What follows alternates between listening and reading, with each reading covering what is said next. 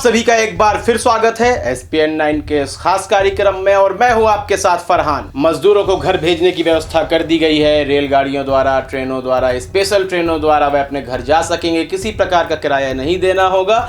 किराया राज्य सरकारों को देना होगा। योगी सरकार ने भी उत्तर प्रदेश में कह दिया है कि बसों की व्यवस्था कर दी जाएगी और जितने भी मजदूर दूर दराज राज्यों में बसे हैं, क्षेत्रों में बसे हैं, उनको उनके घर तक लाने का प्रावधान किया जाएगा, व्यवस्था की जाएगी। वहीं आपको पता होगा कि बिहार के मुख्यमंत्री जो भारतीय जनता पार्टी के साथ गठबंधन किए हुए हैं, सरकार बनाए हुए हैं, सत्ता में रहने का उन्हें बहुत शौक है। हम बात कर रहे हैं नीतीश कुमार की, लेकिन उन्होंने ऐसा कोई भी संकेत नहीं दिया है कि वह जितने भी बिहारी मजदूर हैं अलग अलग राज्यों में उनको वापस बुलाएंगे या नहीं बुलाएंगे। उन्होंने इस बात से साफ मना कर दिया है। लेकिन योगी सरकार की काफ़ी वाहवाही हो रही थी। समर्थक भी सोशल मीडिया में योगी सरकार की काफ़ी तारीफ़ें कर रहे थे। इस दौरान, इस महामारी के दौरान यदि किसी प्रकार की परेशानियां झेल रही है जनता, और सरकार का एक छोटा सा कदम भी बहुत बड़ा कदम कहलाता है और उसकी वाहवाही बिल्कुल होनी चाहिए। लेकिन क्या यह वाहवाही असलियत में होनी चाहिए?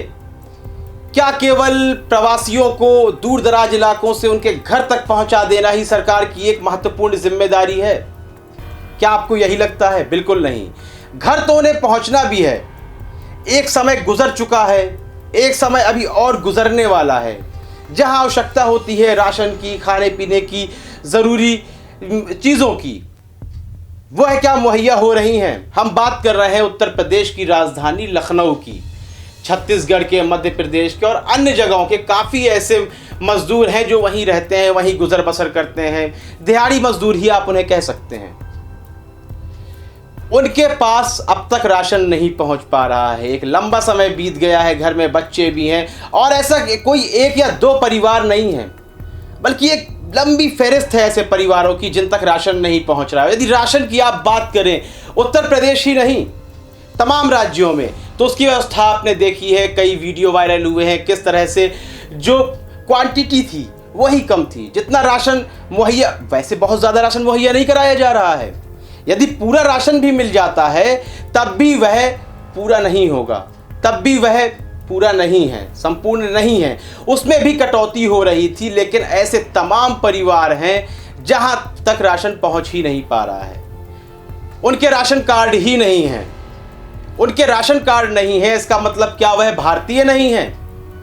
एक ऐसी महामारी जहां पर जो आदमी दिहाड़ी मजदूर करता था, भले ही मजदूरी करता था, भले ही राशन कार्ड नहीं था उसके पास, लेकिन कम से कम मजदूरी करके अपना परिवार तो चला सकता था। वह अपना परिवार नहीं चला सकता है, राशन कार्ड नहीं है, लेकिन वह एक भारतीय तो है। क्या उस तक राशन की व्यवस्था नहीं करवाई जानी चाहिए? यदि ये NGOs ना होते जो अपने कांधों पर एक भार लिए हुए हैं महामारी का, जिसमें हिंदू, मुसलमान, सिख, ईसाई सभी धर्म के लोग शामिल हैं और गरीबों के लिए लगातार मेहनत कर रहे हैं, पैसे खर्च कर रहे हैं, उनके राशन की व्यवस्था कर रहे हैं, यदि ये ना होते तो क्या होता? ये एक बहुत बड़ा सवाल है। प्रधानमंत्री का फंड है, आप उसमें देखिए 150 करोड़ भी आए हैं, 25 लाख भी आए हैं, यानी करोड़ों और लाखों में तमाम रुपया आया है। क्या वह रुपया बांट दिया गया है? क्या उसकी व्यवस्थाएं कर दी गई हैं? आप रेल का खर्चा उठा नहीं पा रहे केंद्र में रहते हुए, तो उस पैसे का आप क्या करेंगे?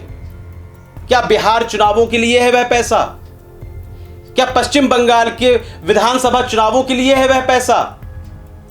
और सवाल है उन लोगों से जो प्रधानमंत्री केयर में पैसे दे रहे हैं और वह डायरेक्ट जाके प्रत्यक्ष रूप से मजदूरों को पैसे नहीं दे सकते, उनकी खाने की व्यवस्था नहीं करा सकते।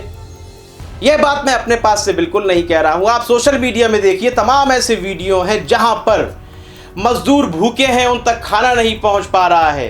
ताली और थाली पीटने से पेट नहीं भर जाता है। इस संबंध में आपकी क्या राय है योगी आदित्यनाथ के संबंध में? जिस तरह उत्तर प्रदेश में भी एक भूखमरी का दौर है और लॉकडाउन के बाद यह इस दौर में इजाफा हो जाएगा, तो इस संबंध में अपनी राय देना बिल्कुल भी ना भूलें। कार्यक्रम पसंद आ रहा है तो लाइक करें और चैनल को सब्सक्राइब अवश्य कर दें। तब तक के लिए इजाजत दीजिए। धन्यवाद।